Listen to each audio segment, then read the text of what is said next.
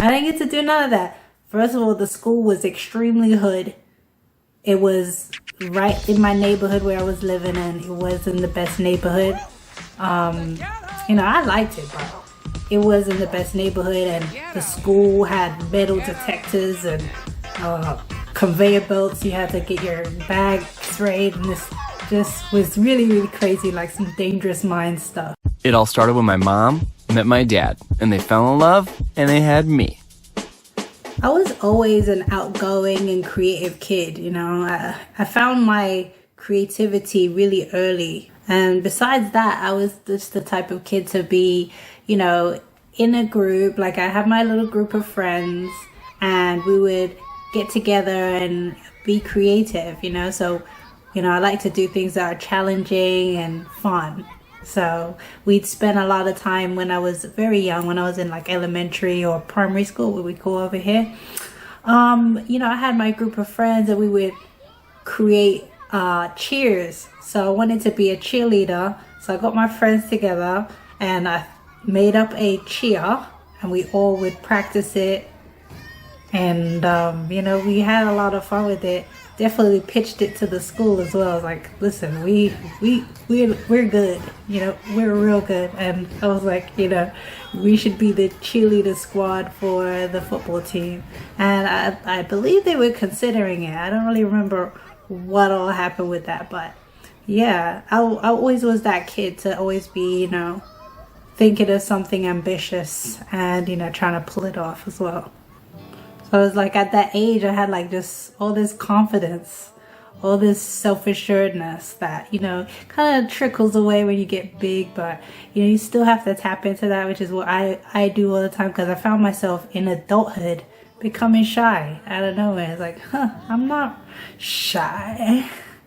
Like, I'm not shy, but that's what happens over time as you get told, certain things are for kids, or, you need to grow up, blah, blah, blah. So you become more reserved and shy, which is just not my natural way of being. And I'm actively, doing the opposite. So, yeah. So I spent most of my childhood in England, raised by my mom. And I had my little brother, my big brother. And, by the time I turned 17, I was like, you know what? I'm out of here, deuces. And I went to go live with my daddy, and that was good for a while. After a while, kind of a lot happened with that. I ended up going and getting my own apartment and things like that. But when I was living there with my dad, I had the option, because I had already actually graduated high school in England. So my secondary school I had already finished. But for some reason, that idea of going to high school, I guess I watched too much TV. I really wanted to go to high school. I really wanted to have a locker, and I really wanted to have all these friends and go to prom and all of that stuff. And the craziest thing is that I didn't get to do none of that. I didn't get to do none of that. First of all, the school was extremely hood. It was right in my neighborhood where I was living in. It wasn't the best neighborhood. I liked it, but it wasn't the best neighborhood, and the school had metal detectors and conveyor belts. You had to get your bag sprayed, and this just was really, really crazy, like some Dangerous Minds stuff. And but the crazy part is anyone that was kind of a gang member or associated type of people that had those kinds of things, they was all friends with the security, so it really made no sense. But yeah, but I did get something out of it. When I was in that school, I met some of my best friends. Like I met my best friend that was my best friend for like the next 10 years at that school. So when my first friend that I met there, Sharoni, we met in video directing class, like film directing class or filmmaking class. And she then introduced me to all of her friends, and we had a lot of fun. We spent a lot of time together, like after school. I remember, I think I got out a little bit earlier than others. So me and some of my friends would wait, make sure that everyone gets out. Once everyone got out, we all went to my house, which we were really close. I lived really close to the school, so you know, I would host at my house, and we would make French fries and, you know, hang out in the basement and stuff. And that was really cool until my dad decided he didn't want us down there. I would never do that to my kids, because I know what kind of trouble you get in when you're not at home. Like when you're out and about and you're just a kid and you don't have money to do stuff. Oh my God. If my dad should have let us stay in the house, honestly, because we would have stayed right out of trouble. But yeah, we weren't allowed to be in the house after a while. We had to be out. So I was out and about with my friends a lot, and we still had a lot of good fun, you know. Always like to do a lot of creative stuff. I introduced them to photography, which is one of my hobbies at the time. You know, I had a little digital camera and I had a film camera, and we would, you know, do photo shoots. So we had really, really cool ideas. Like one time we got this fire extinguisher, and I don't know if anyone remembers that, but we found a fire extinguisher. To ask us where we found that, but we found a fire extinguisher, and we were doing all this like photo shoots with all this smoke type thing. Like I really wish we had pictures from that time. It was like, I know those pictures would have been so good. Like we had so many fun times, like so many cool photo shoots and stuff like that. It was like a photography club kind of thing. And we had another photo shoot that we didn't get pictures from, for like a vampire. So we made all this fake blood, and it was like Kool-Aid mixed with ketchup, and it tasted disgusting. I think we were using it for a film that we were making in film class. So yeah, we did actually start filming that, but we didn't end up completing that film inside of, you know, the film class. But we did do like a photo shoot with me and my friends after school using the blood and stuff like that. It was really disgusting. But yeah, we never got the pictures back from that, which just sucks, because I know it would have been really fun to look at now. But yeah, after my birthday, I had a birthday in October. Obviously you start school in September, so a couple months have passed, and you know, I have a birthday, and I buy a birthday cake to, you know, to celebrate my birthday, whatever. And me and my friends, we all get slices of cake, you know. Anyone that wasn't there with me at the time, I brought cake for my friends at school, and that was like, I brought the whole cake, whatever was left over after I'd eaten. And you know, I gave everyone, all of my friends, you know, slices of the cakes, and then there was still cake left. So, you know, I was like, oh, I want to do this cake. So I ended up like cutting it up and actually offering it to like my schoolmates. So I offered it to them. They were like, I was like, okay, $1. So I offered them like a slice of the cake. It was a decent size of cake for $1. And that was like mind blowing for me. Like a light bulb went off in my head. I was like, okay, I can make money here. So I was like, okay, money time. So like, I kind of pretty much started a business. Like I enlisted the help of my friend Francis. He actually reminded me of this story, because I forgot a lot about like how far we went with it, because, you know, it was so long ago. It was like 20 years ago. But he reminded me that, you know, after that happened, we then went to the supermarket. We bought quarter waters, bags of chips, cookie dough, and he had taken the cookie dough home because he knows how to do it. He took it home and like baked cookies for us to sell the next day, you know. So we was like in an enterprise, like a proper enterprise at school. Everything was going so dope. Like it was really, really dope, like to see how it works and stuff like that, like to actually create a customer base and like have inventory and all of this stuff. It was, and money was coming in. I was like, yeah, this is it. But eventually, I don't know what happened, but somebody ratted me out, bro. I ended up in the principal's office. I ended up in the principal's office. That guy told me, you know, jigs up, you know, it's like, you need to close up shop. Like, he really made me feel like a criminal, which is the worst part of it. Like, I really feel like that's not something you should do to kids that are like doing good, clean, like business at school. Like, you should be kind of encouraging it or find a way to like channel that energy, because you see what kind of kid you have in front of you. That's one thing I don't like about school. They don't care enough, like, what kind of kids they have, you know, in front of them. But yeah, that kind of traumatized me. I think that kind of have a lot to do with like the way that I approach things in the future from that point. When it comes to like business and stuff like that, kind of I feel like it could have been handled differently, and maybe I would have been, you know, better equipped, you know. But yeah, no, it was a great learning experience, you know, understanding about business and things like that, and partnership as well. So yeah, I love that. Shout out to Francis. That we went to we finished high school. Like, I was only 1 year of high school. I didn't need to be there. Again, I did not need to be there, but yeah, I did 1 year of high school and then I was finished, and I was 18 by the time I was finished high school. And you know, after that, like years after that, I went to college.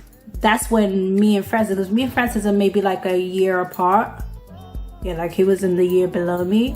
And yeah, so we by the time we were in our 20s, by the time we were in our early 20s, we were out partying. That's when, you know, Francis started getting interested in doing like event planning and like event hosting and things like that. So I was like, okay, you know, whatever you want to do, dude, what you want to do, like how are we gonna do this? So, you know, he gets involved. He goes, I think he went on Craigslist and found this guy or these people that were like looking for party promoters.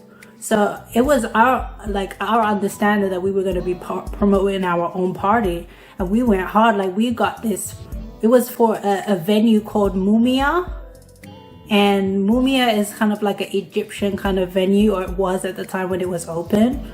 And so we booked this performer that was going to perform for us for free. It was a belly dancer lady, you know. It was going to be so dope. But when we got there, it was like this two guys that were like using all of these different promoters to promote the event. Like, they thought they was like smart. They were going to get a bunch of people and use them for their thing, and just not compensate us, like just use us basically. So it wasn't just us that they were using, it was like a bunch of other people as well.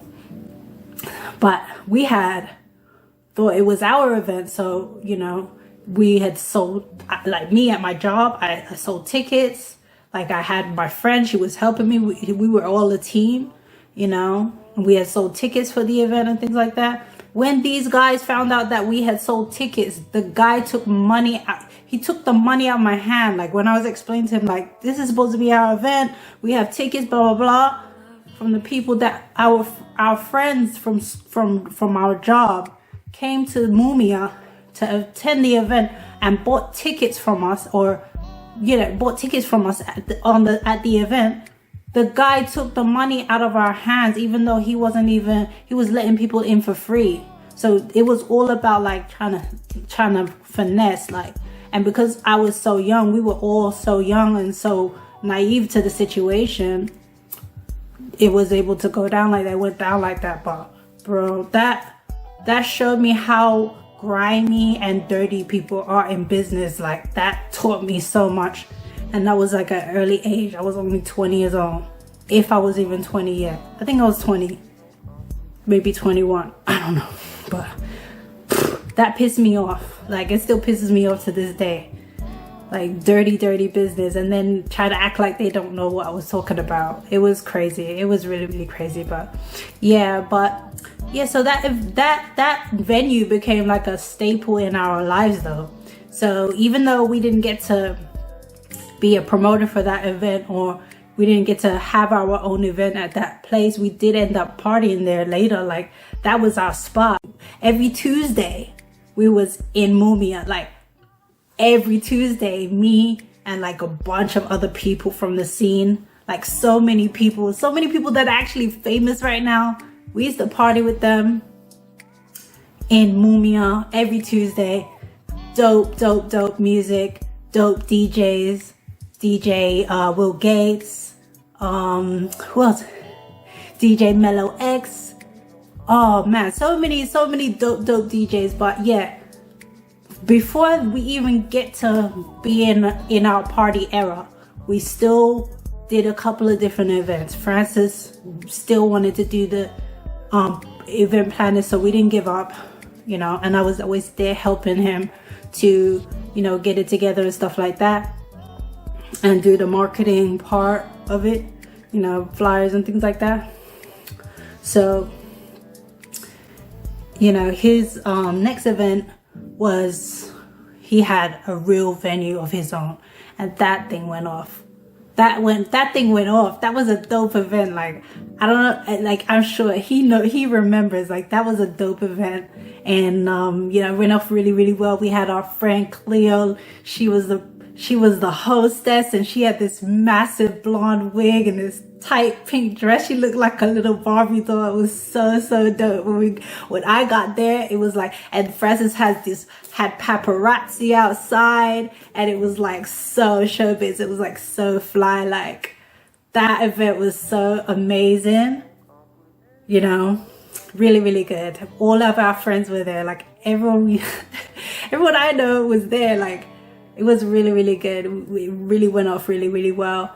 And we did another event after that. I'm not sure. I think the venue or something with that second event that we didn't go off quite as well as the first. I'm not sure what happened with that. Maybe Francis will know better than me.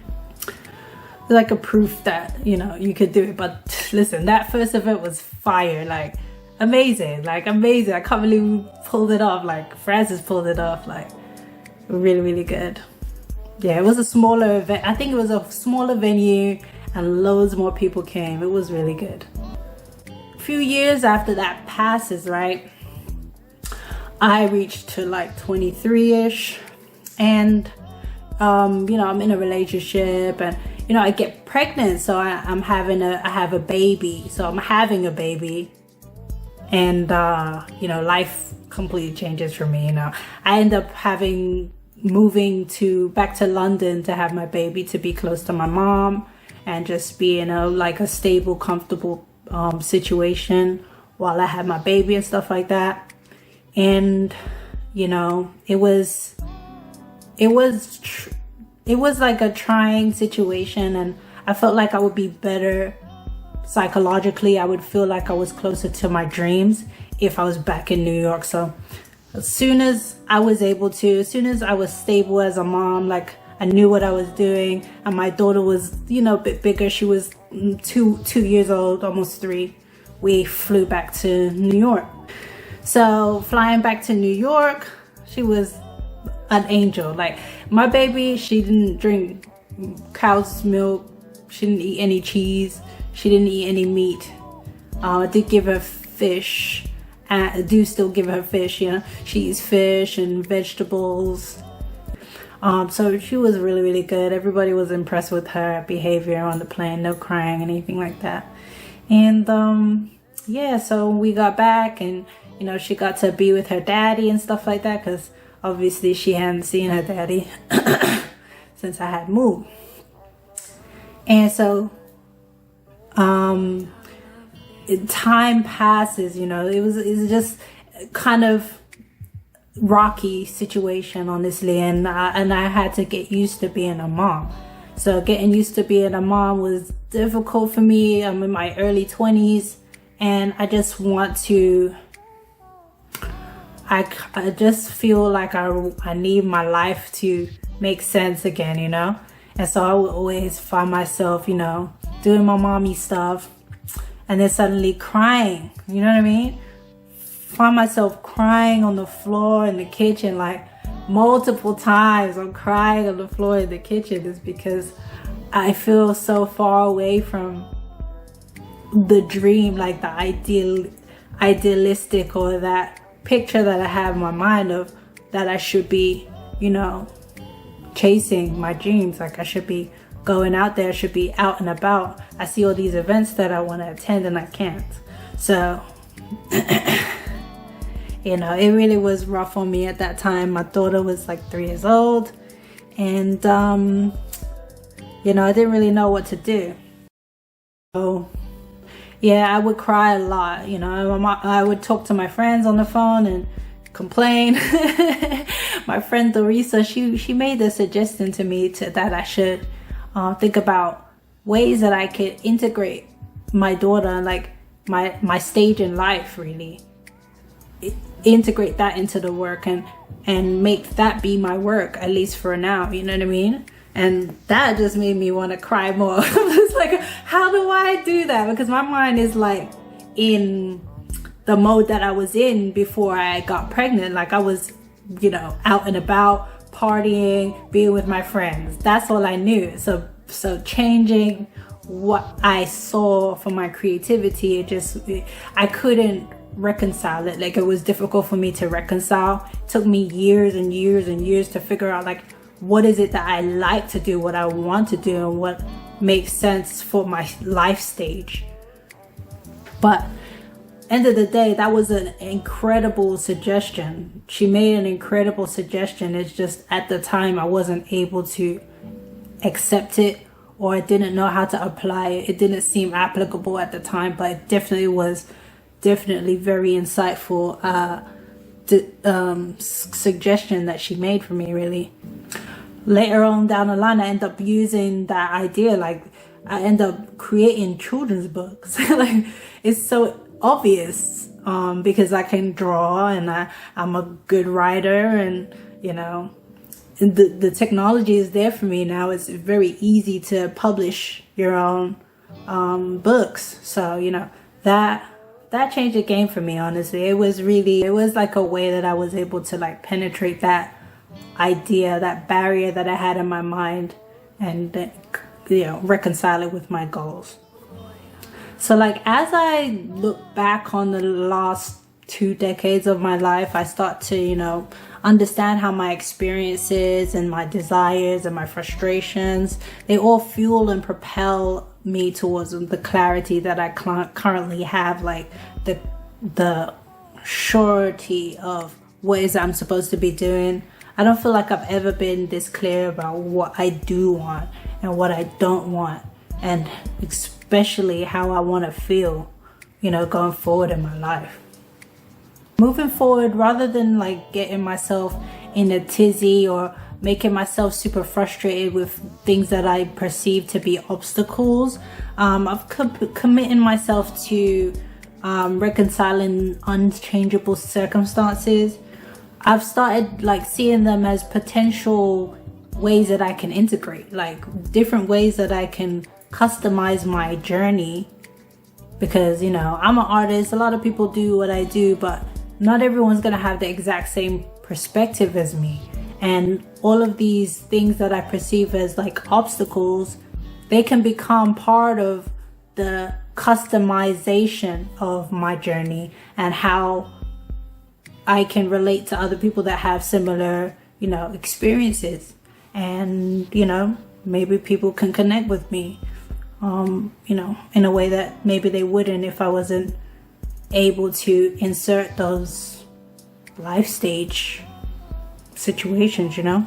So like as a takeaway, I'd like to invite you to think about your life, your journey from adolescence to adulthood, and how, you know, the different challenges that you perceive as roadblocks. Are there ways that you can speak to those perspectives that could allow you to connect with others and so that they can relate to you more? Let me know in the comments what kind of obstacles or barriers to entry do you perceive in your world right now? What's stopping you from getting what you want right now?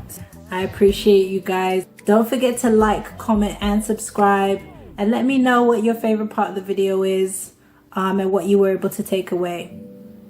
Thanks so much. You have a really great one.